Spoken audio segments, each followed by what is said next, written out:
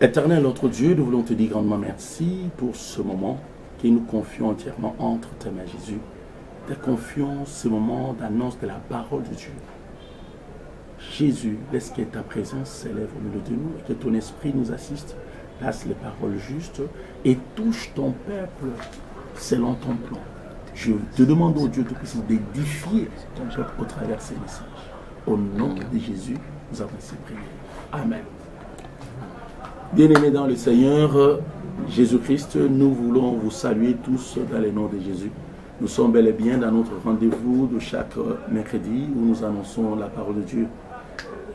Certes, en ce moment où le monde est sous la terreur de coronavirus, le Seigneur nous a mis à cœur de pouvoir vous apporter la parole de Dieu au travers le média.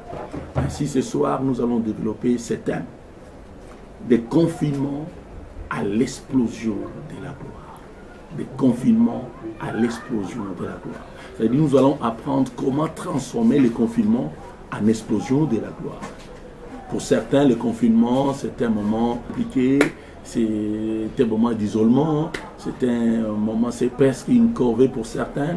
Pourquoi? Parce qu'ils sont tellement habitués à être en mouvement, ils sont habitués à bouger du matin jusqu'au soir. Alors rester à la maison, pour eux, ce n'est pas du tout facile. Mais nous voulons ici vous apporter avec la parole de Dieu la possibilité de transformer le confinement en explosion de la gloire. Lisons les Écritures dans Deutéronome 8, 1 à 2. Deutéronome 8, versets 1 à 2, je lis au nom de Jésus. Vous observerez et vous mettrez en pratique tous les commandements que je vous ai prescrits aujourd'hui, afin que vous viviez, que vous multipliez et que vous entriez en possession du pays que l'Éternel a juré de donner à vos pères.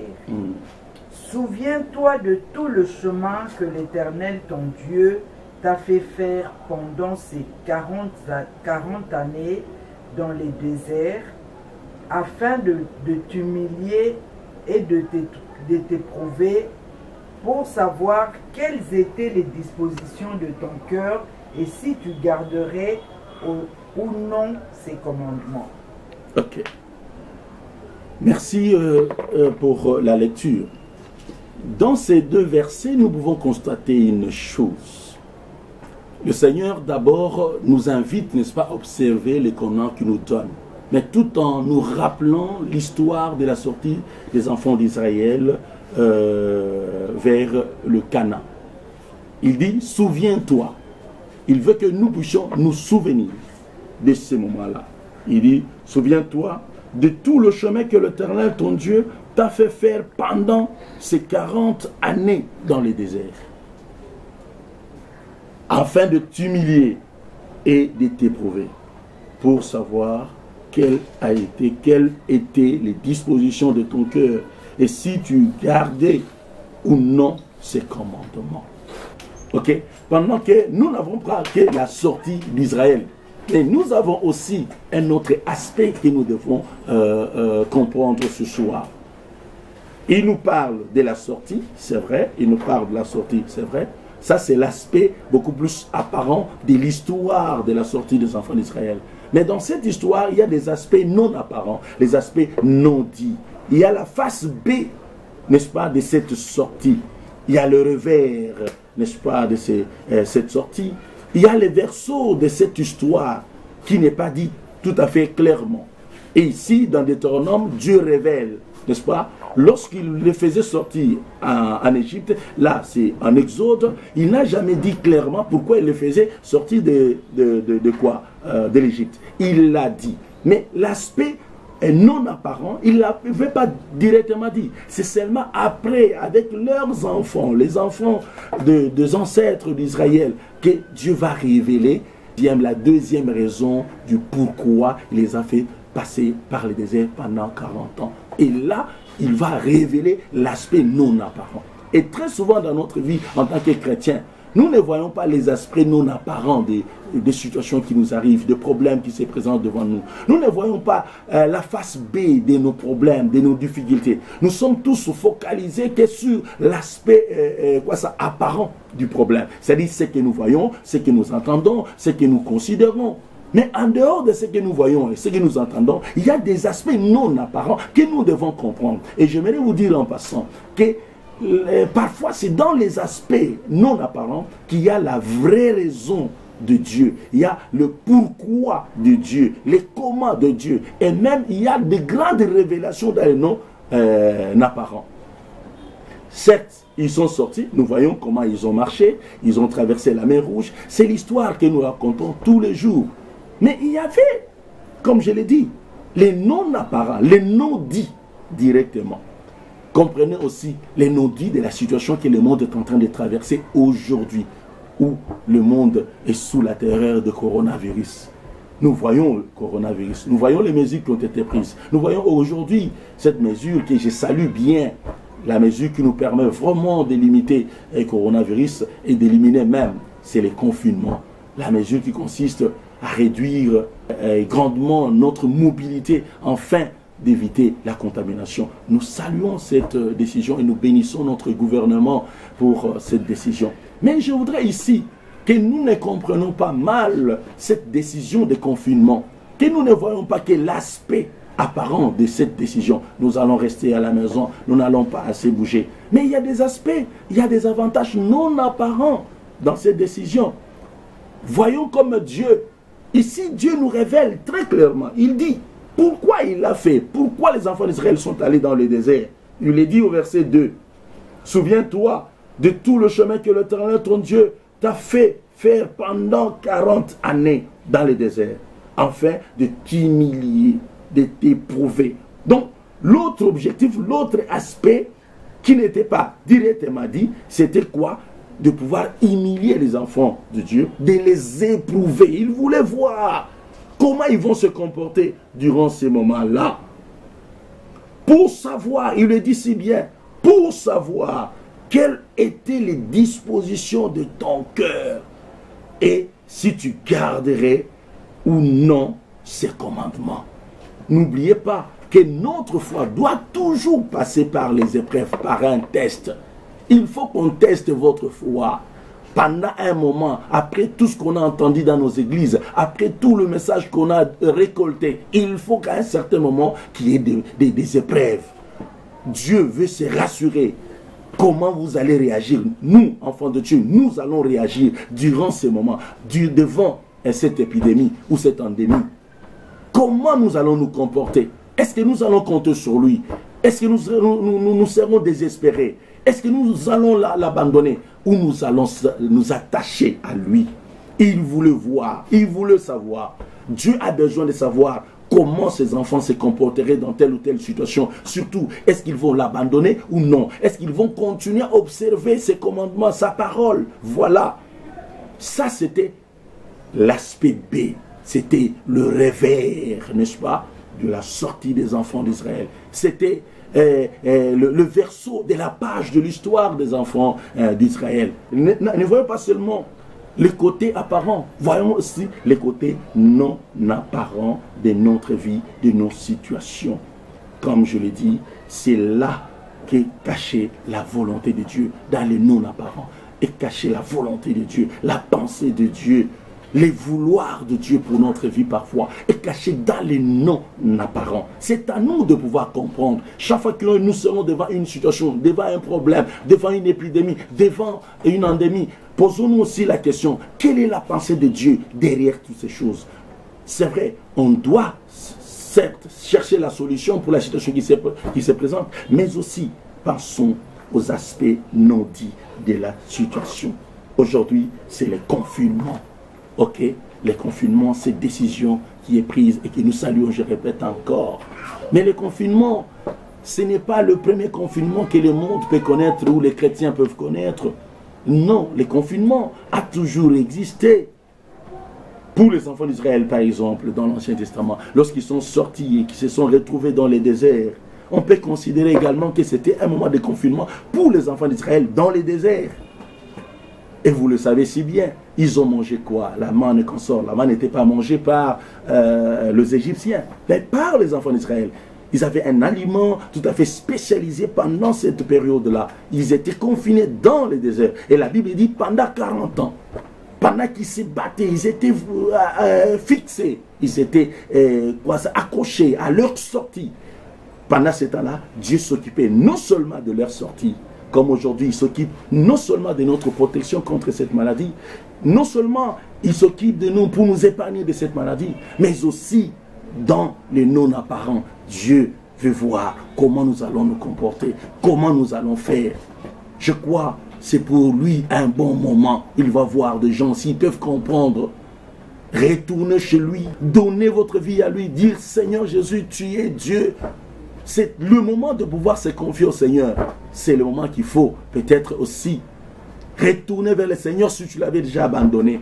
Le Seigneur veut voir comment on va se comporter. Ainsi, je dis donc, dans les confinements, le Seigneur voit aussi autre chose. Pendant que les enfants d'Israël voyaient leur sortie, Dieu voyait l'épreuve. Il le mettait à l'épreuve.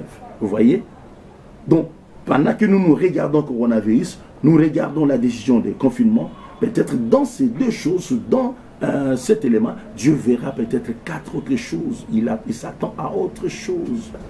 Il attend que nous revenons à lui. Il attend que nous nous comportons d'une manière ou d'une autre, mais à sa faveur. Il nous a mis quelque part à l'épreuve aussi pour voir notre foi. Ok.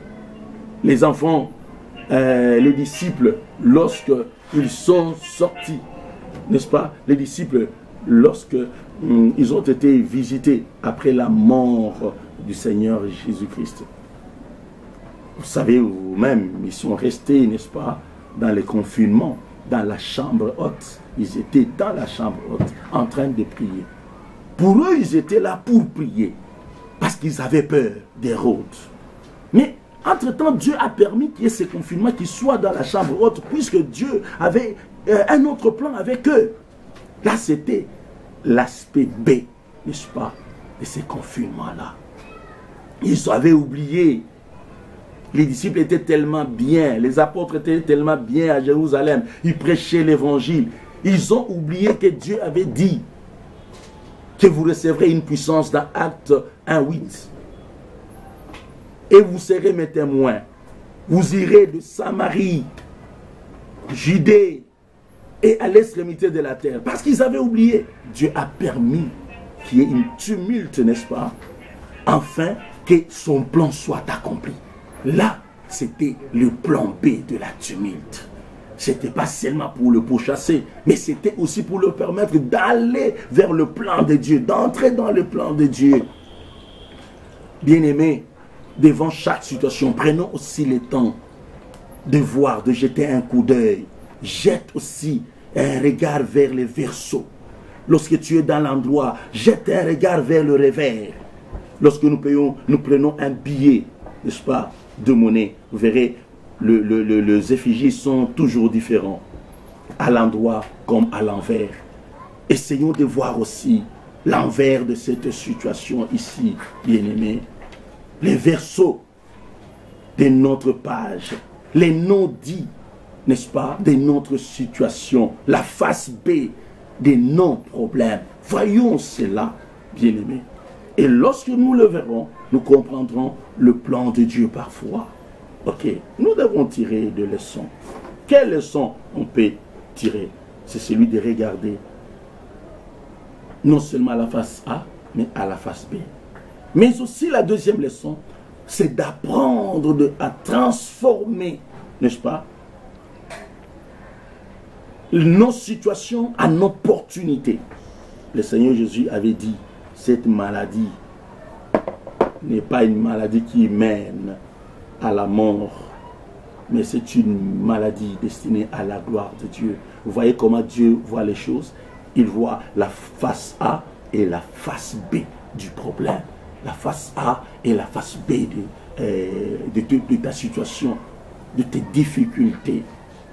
Il ne faut pas s'empresser de dire, Seigneur, tu m'as abandonné. Non, il ne t'a pas abandonné. Mais c'est à toi de comprendre qu'est-ce que le Seigneur te veut. Il t'attend peut-être dans le revers de cette situation-là, là où il veut vraiment se révéler. Ainsi, transformons également notre confinement en une opportunité, opportunité pour notre gloire. Par exemple, le Seigneur dira dans la Bible, vous avez prévu de me faire du mal, mais Dieu a changé le mal en bien. Alléluia. Il a changé la malédiction en bénédiction. Il a dit, cette situation changera en notre faveur par vos prières. Vous voyez, notre Dieu, c'est le Dieu qui change la situation. Ce qui se présente aujourd'hui comme obstacle peut être une opportunité pour toi demain, afin que la gloire de Dieu explose. Les confinements aujourd'hui, ne le voyez pas toujours dans le mauvais sens, où tu es resté à la maison, tu ne bouges pas, tu trouves que tu es coincé. Non, tu n'es pas dans un cachot. Au contraire, c'est une opportunité que Dieu t'offre. Regarde bien la face B de ces confinements. Sur le plan spirituel, par exemple. Ok? Qu'est-ce que toi, tu pourras faire sur le plan spirituel? Comment transformer le confinement en une opportunité? Il y a des gens, n'est-ce pas, les chrétiens, qui ont tant souhaité prier Dieu. Or, depuis que je commence à travailler, depuis que j'ai mon entreprise, je n'ai pas beaucoup de temps pour prier. Il est difficile d'avoir ce temps de prier. Quand je rentre à la maison, je suis très fatigué. Voilà, les confinements pourraient être d'une autre manière, selon sa face B, une opportunité pour toi, pour rentrer devant la face du Seigneur, pour prier, invoquer Dieu. C'est une opportunité de pouvoir raffermir ta relation avec ton Dieu, de pouvoir rentrer encore dans la face du Seigneur, pour te ressourcer un peu, pour avoir de nouvelles inspirations, pour avoir une nouvelle onction, une fraîche onction. C'est le temps pour toi de rentrer dans la face de Dieu. Mais tu dois le comprendre, sinon tu laisseras passer cette opportunité. Les confinements, c'est aussi une opportunité. Fais comme c'est Dieu, ton Dieu qui change le malédiction en bénédiction, qui change le mal en bien, qui change aussi le confinement en une opportunité. Fais comme ton Dieu. Alléluia. Tu manques le temps, tu manquais le temps pour méditer. Mais voilà pour toi le temps de méditer, le temps d'approfondir ta lecture, le temps de planifier certaines choses pour ton église, pour ta vie spirituelle, le temps de pouvoir proclamer un jeûne et prière, une retraite chez toi à la maison, le temps de pouvoir développer les cultes en famille, les cultes de la maison. C'est ce moment-ci où tu peux développer ces cultes-là, les cultes de la maison. Et sur le plan social, le confinement peut être transformé en une opportunité également pour vivre avec sa femme. Il y a des hommes, il y a des femmes qui sont tout le temps partis, qui rentrent toujours tard. Pourtant, la famille a également besoin de toi, les enfants ont besoin de toi. Les enfants ont besoin de toi. Ton mari a besoin de toi. Ta femme a besoin de toi. Il faut trouver un moment où tu dois rester avec ta famille. Partager un moment de famille. Voilà. Donc le confinement peut aujourd'hui te donner cette opportunité-là. De partager, d'être en dialogue avec ta femme. D'avoir le temps de partager. Il y a des gens qui ont des dossiers qui n'ont jamais résolus parce qu'ils sont tout le temps partis. La femme travaille, l'homme travaille. On n'a pas le temps de se voir et de parler. Voilà l'opportunité de parler famille.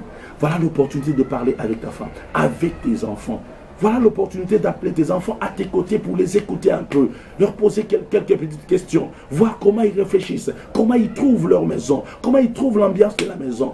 C'est le temps pour le parent de partager avec leurs enfants. Et surtout, de les éduquer aussi, de se rassurer qu'ils sont bien éduqués, de faire un peu le suivi, de prier ensemble. Ok? Et sur le plan professionnel, le confinement peut aussi être transformé en une grande opportunité pour réfléchir sur le travail, sur ton entreprise, sur tes projets, sur tes activités. C'est le moment où tu peux évaluer tes actions, tes projets. Voilà, c'est une opportunité.